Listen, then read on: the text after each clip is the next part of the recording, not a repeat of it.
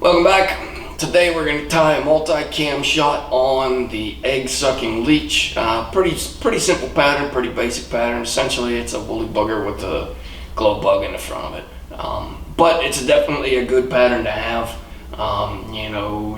late spring, late fall, during the spawning times, post-spawn especially. It's a good pattern to have. I've been actually working on an articulated version, a little bit more complex than just a straight woolly bugger, but haven't quite gotten that one ironed out. We'll see if it ever comes to fruition, or if I ever get a little bit more time to actually sit down and work on it. But definitely something I'm kicking around upstairs. We'll just see if I'm able to put what's in my head on a hook and be successful with it. We'll see. But anyhow, starting off, we're gonna go, and this is just a standard 4X long hook. Whatever size you want to use is entirely up to you.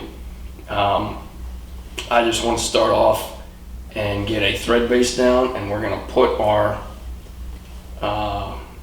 Glo-Bug Yarn on here. So what I'm doing is just building up a dam of thread, and then I'm going to move over. I'm going to build a dam of thread right here. And then in between the two is where I'm going to tie my egg pattern in. So I'm going to take 2 pieces of this Glo-Bug yarn, about an inch long section, and then I'm going to split that in half.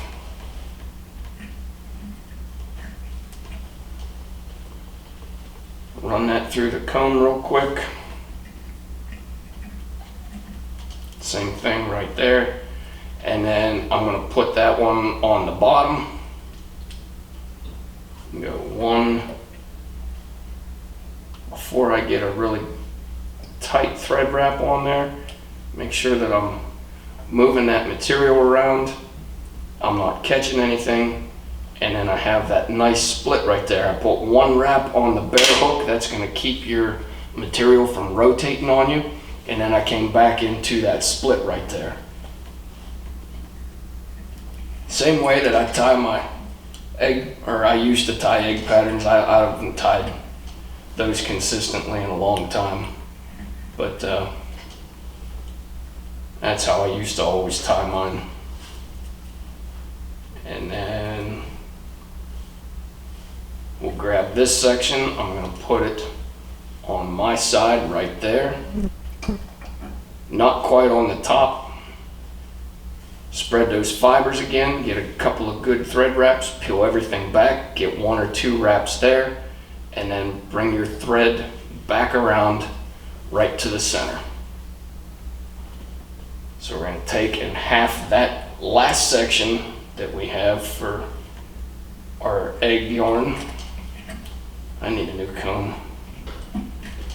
This thing's about shot. It's about shot.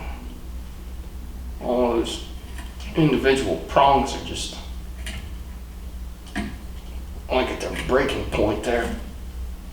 There we go. I'm gonna have to run another piece down through there because I ruined the one. I didn't, the comb did. That's what I'll go with. That's what I'll go with. Alright, same thing, just that 1 wrap right around there. You can see I'm still able to manipulate that wherever I need it. Get 2 to 3 wraps in there, pull down tight, move everything forward, 2 to 3 wraps, 1 to 3, however many you feel you need to put in there, and come back to that center. And now we're going to put a wrap on our bottom section, or on our top section. Everything's still clear on that. I just need 1 more chunk of yarn, and we can set that off to the side. I'm going to go a little bit on the thicker side on this one because I feel like I'm going to drop a lot with this comb. So there we have our last section. Same as before. 1, kind of just cinch that down, manipulate it wherever you need to. 2 1/3, pull down tight, and then at this point we can go ahead and whip finish with that gel spun 50.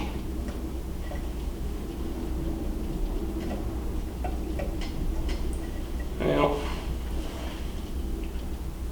I got one good one in there.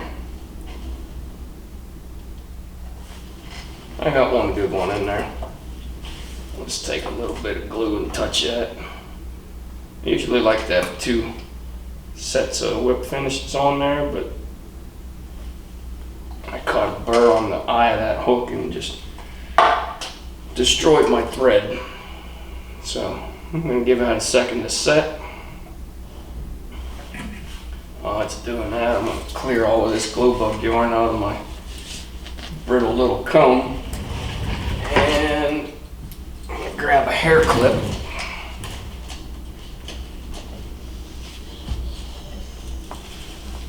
Pull this forward,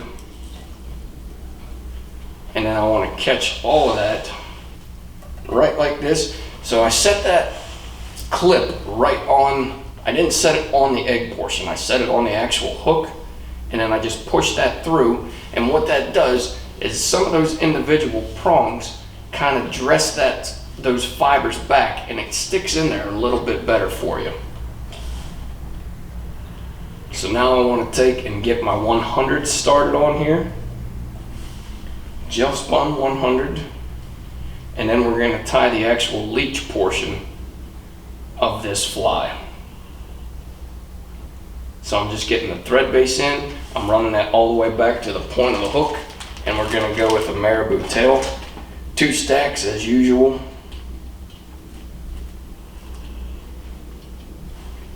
Find 2 good feathers here, and that's one. Kind of pick it through the center and the top of this, or the center and the sides, and it's just all falling apart on me. Just struggling on that. Was planning on keeping it all nice and neat and then just throwing it right back in the bag, but didn't happen. Alright, we're going to measure this out, the length of our hook. I want to go slightly shorter, is what I was trying to say there. Because it is a 4X long hook, I don't want the Marabou the length of my tail, or the length of my hook, because it's a 4X. If it were a 3X, yep, I would go with that. I want it just slightly shorter. And then I want to take and run this stuff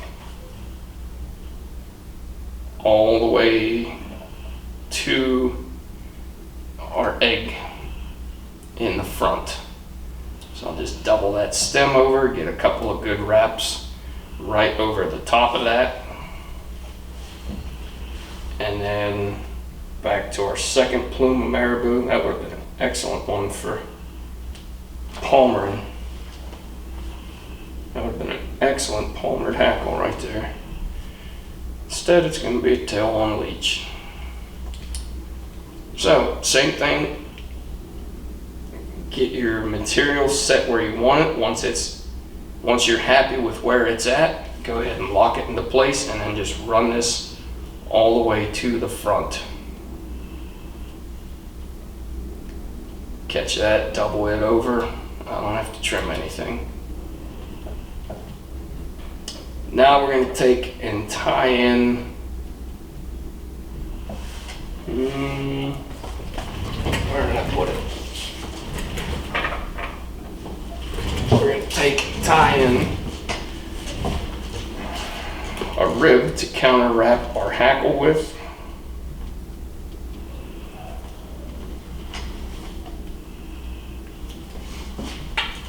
And trim that off, we'll get this tied in.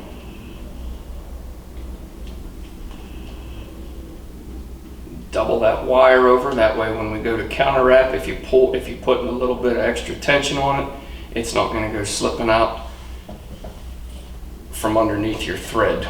So it's locked into place, and then we're just rolling this back Getting that tied in like so, forming our dubbing loop so we can put our body in.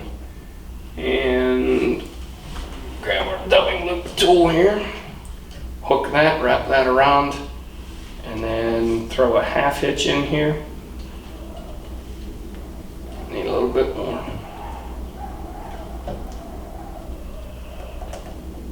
There we go. We got a half hitch right behind our egg.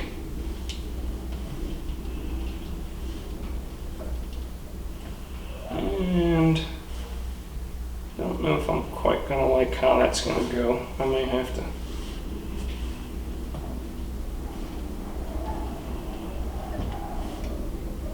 Yep, I'm not gonna like that one.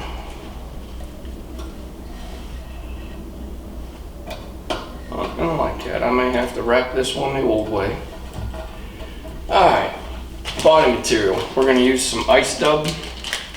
This is a black UV. Take a good amount out of here.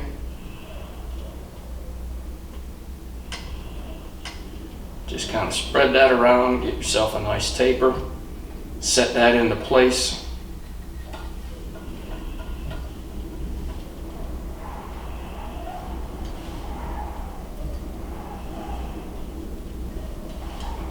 And give that a couple of spins till you're happy with it. Now that that's there, set that off to the side. We're gonna go, and that's probably gonna unravel on me a little bit. I'll just give it another spin as I go. And then I'm gonna take, that's too thick. The stem on that one was entirely too thick. It would have been too tough to work with. I got saddle falling everywhere. There's a good piece right there. There's a good piece. Still nice and pliable right up at that very front portion. Yeah, that is unraveling on me everywhere. Let's see if I can do this. If I drop that down, no, that's not gonna work. It's not gonna work. I'm just gonna have to wrap this the old way. Wrap that the old way. I got ahead of myself there. I wanted to put that feather in for some reason before I wrapped my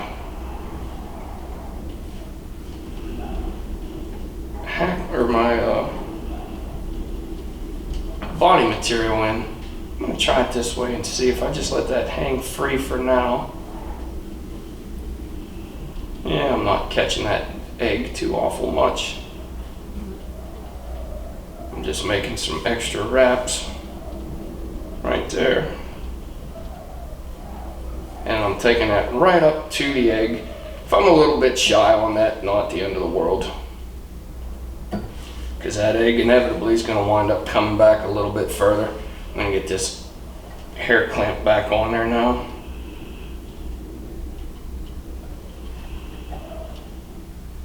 There we go. Alright, back to what I was trying to jump ahead to earlier. I'm going to put that black saddle in. Get that out of my way, grab my hackle pliers, and I'm going to have to wrap this one by hand.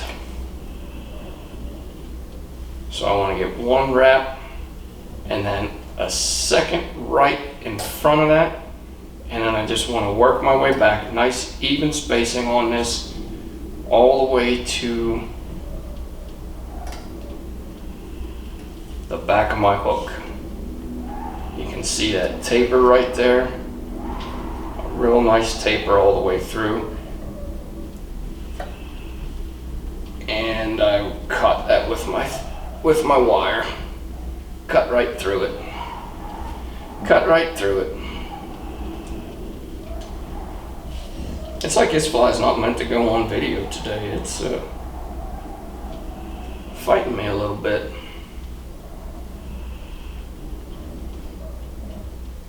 Alright. It's fighting me a little bit.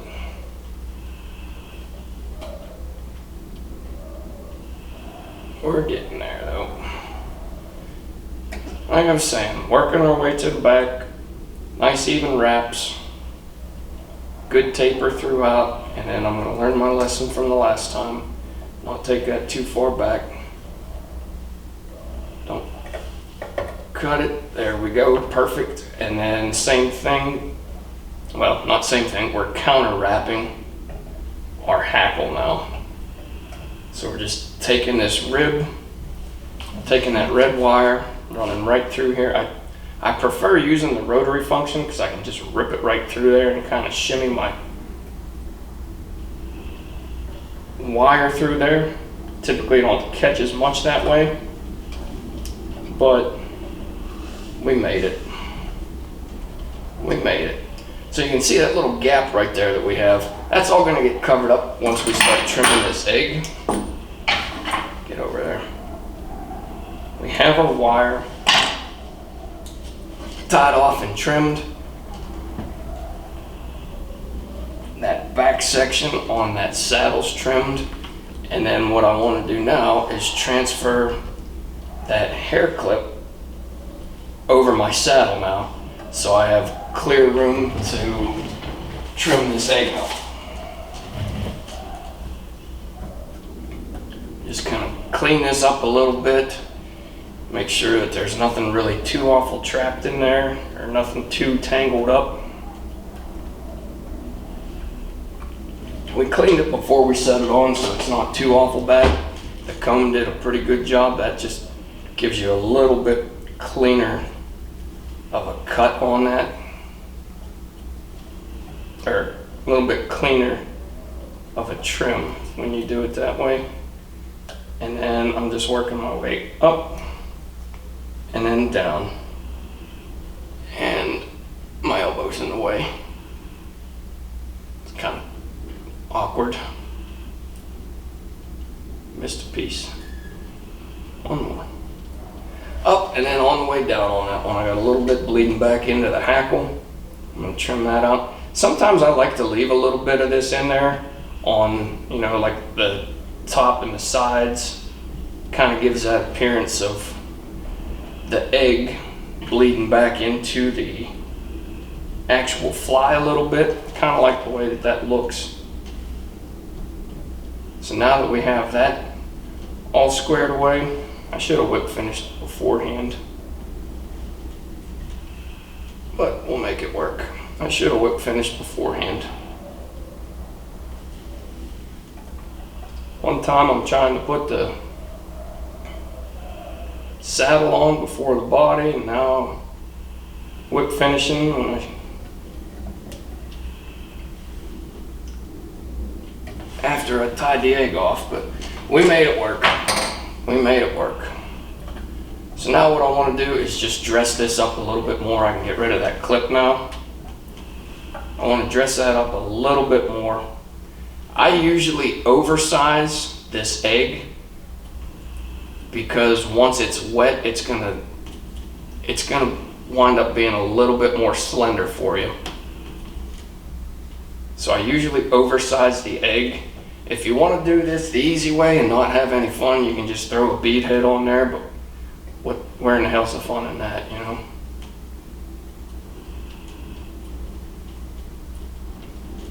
Let me get one more trim on the bottom section of this, being careful not to clip my hackle.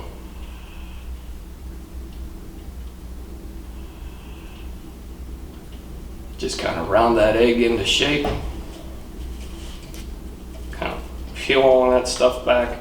And like I said, it's an oversized egg for sure. But once it gets wet, and it will slender down a little bit on you. So there's a lot of different ways to fish this pattern as well. You can fish it on a dead drift. You can actively retrieve it, you know, swing it, whatever you want to do with it. A lot of versatility in the way that you can approach fishing this fly. It's one that's definitely going to pick fish up for you. No matter where you're at, it's going to do pretty well for you. And the dogs are starting to get a little restless here, and so am I because it's so freaking hot. But that is the completed Egg Sucking Leech. If you guys have questions or comments, want to tell me I screwed a couple things up, I'll own it. I did. Oh well, what are you gonna do? I'm the one behind the camera, so I get to make the rules up as I go, I guess. I just have to face the back end of it. Anyhow, that's the Egg Sucking Leech. Kim saying hi as well. Catch you next Wednesday. Thanks.